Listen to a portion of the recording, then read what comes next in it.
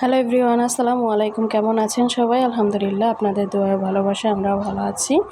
এখানে দেখতে পারতেছেন যে এগুলো হচ্ছে পটলের ভিতরের যে দানা বিচি আছে সেগুলো বের করে নেওয়া হয়েছে। এগুলো এখন ব্লেন্ডারে ব্লেন্ড করে তারপরে পুর বানিয়ে পটলের ভিতরে দেওয়া হবে।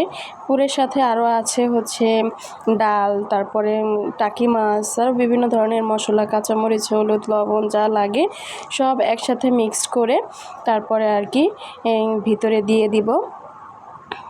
এটা আমার খালা শাশুড়ি বানাইতেছে নতুন এক রেসিপি। উনি বাহিরে গিয়েছিল, তখন বড় বড় তাজা তাজা পটল দেখে নিয়ে আসছে। খেতে খুবই মজা হয়েছিল, রান্নাটা অনেক অসাধারণ হয়েছিল। নতুন ইউনিক রেসিপি নিজের হাতে তৈরি করতে কিন্তু খুবই ভালো লাগে। যাই হোক, এগুলো সব কিছু রেডি করা হয়ে যাচ্ছে। এখানে কিছু পুর রয়ে গিয়েছিল, সেগুলো আলাদা করে বড়া বানিয়ে তারপরে দিয়ে দিবে।